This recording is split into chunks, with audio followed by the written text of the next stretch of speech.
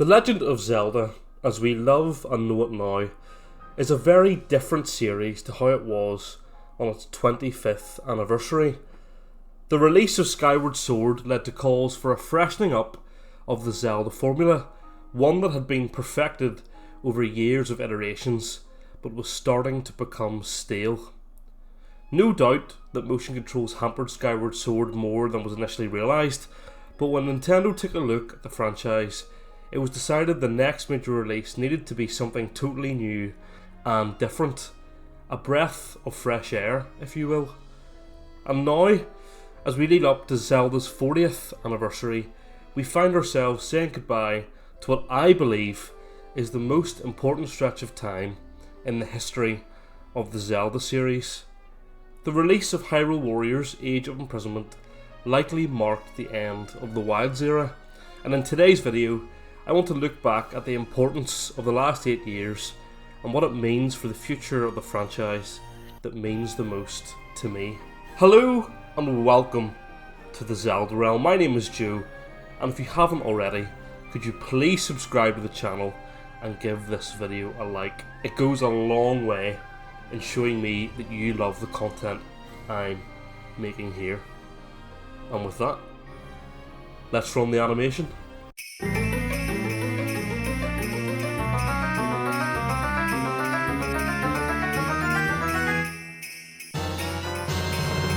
The importance of the Wilds era comes about because of the situation Nintendo found themselves in the period between Skyward Sword and Breath of the Wild, and it's easy now to forget just how bad things were for Nintendo just 10 years ago. The Wii U was nothing short of a disaster, potentially the worst modern AAA console to release, and Nintendo were being left behind by Big Bros, PlayStation and Xbox. It no longer felt essential to have a Nintendo console plus one other, and the next console, as well as the lineup of exclusives for it, had to be perfect to give Nintendo any chance of competing again. In many ways, the same was true for the Zelda series, which was beginning to be massively overshadowed by Mario and Pokemon in a way that was unusual. Skyward Sword, while reviewing very well, didn't seem to connect with fans in the same way, and many felt that the Zelda formula was starting to become a bit stale and predictable. Despite the countless innovations that Zelda brings to the table, the next major release needed to make a statement, something unseen and perhaps hardly believable. Well, I think it's fair to say that Breath of the Wild delivered that and more. One of the most important video games ever made, Link's new adventure had not only changed the Zelda formula, but ripped it up completely. Not since Ocarina of Time had the series seen such a massive transformation, and for me, both Breath and Ocarina stand separately from the rest as the best Zelda games ever made, and for me, easily two of my top 5 favourite games of all time. Zelda was back, and releasing alongside the Switch, Nintendo was back too, and in a big way. Let me just wax lyrical about Breath of the Wild here for a bit. Some people might be tired of the endless praise that comes its way because, after all, this game does have some faults. But when I think about my own story with gaming, it's Breath of the Wild that has made me such a huge fan of video games in the entire industry today. As a university student, I picked up a Nintendo Switch and bought Breath of the Wild, and for the next 2 months it was the only game I played. Hundreds and hundreds of hours, losing myself to Hyrule's vast breadths, completing shrine after shrine, and seeing something in front of me and going, I should probably go there, while forgetting what I was trying to do in the first place. Breath is, in my view, the ultimate gaming experience, and for the Legend of Zelda, it brought a whole new fan base to the table.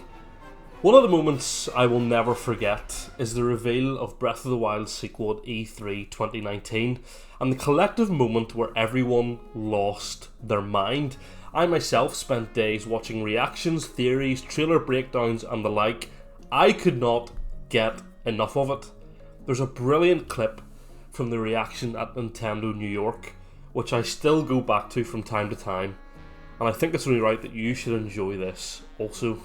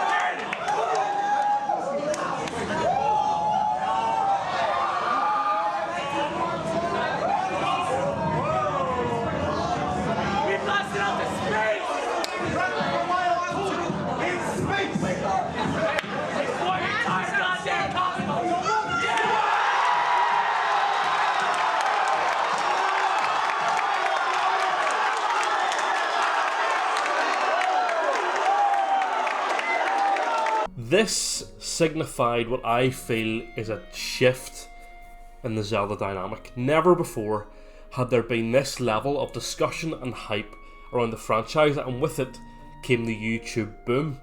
Channels such as Zeltic, Monster Maze, Hyrule Gamer, Zelda Master and many more would likely not be as successful if it wasn't for the Wilds era of Zelda. The deliberate vagueness in Hyrule allowed for some really brilliant theory and lore videos, and with a hyped community support them, the Zelda online community was well and truly thriving. Hyrule Warriors Age of Calamity doubled down on the notion that we were well and truly in a new era of Zelda, with voice acted cutscenes returning and a more fleshed out story.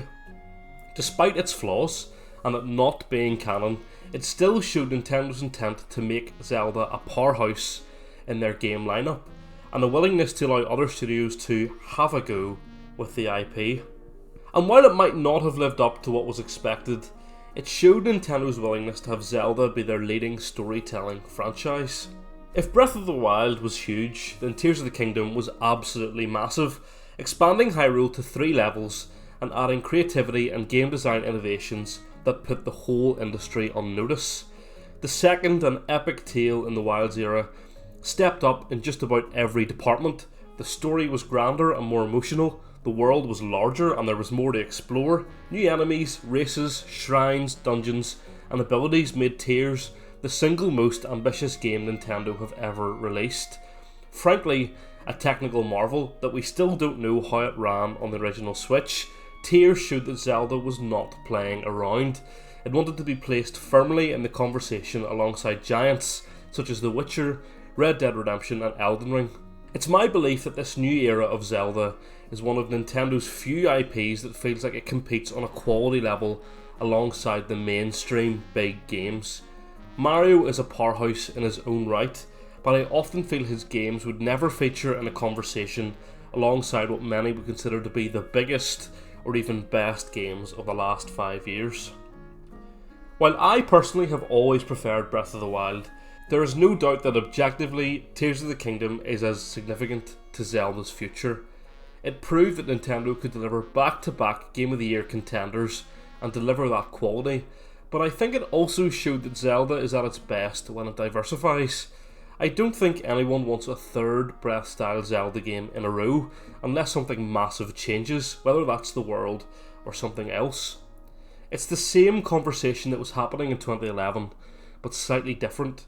This time, it feels like there's a level of excitement about what comes next, rather than disappointment at the current product.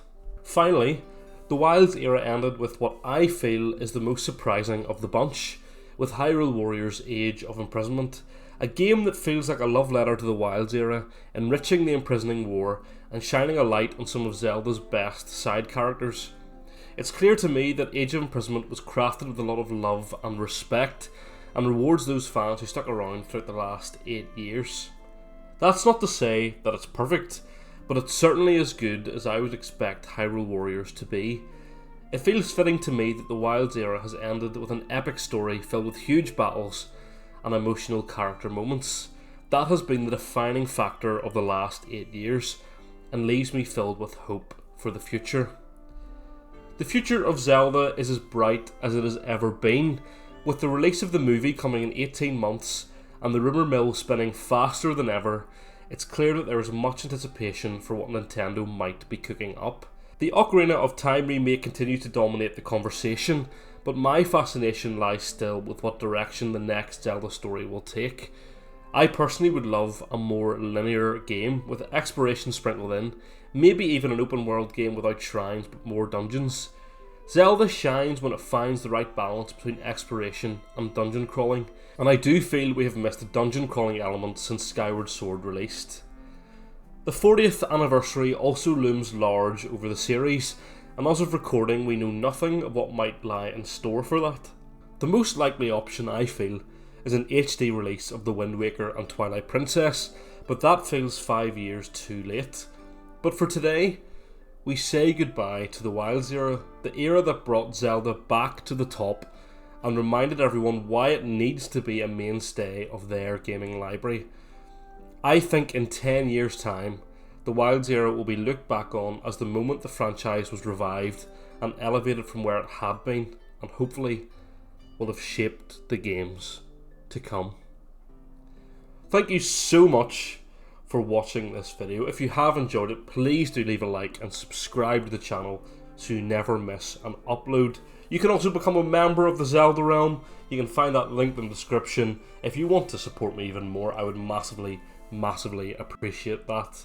Let me know in the comments your thoughts. What did the Wilds era mean to you? And were you new to the franchise because of it, or have you always been a Zelda fan? Thank you so much for watching. I'll see you next time.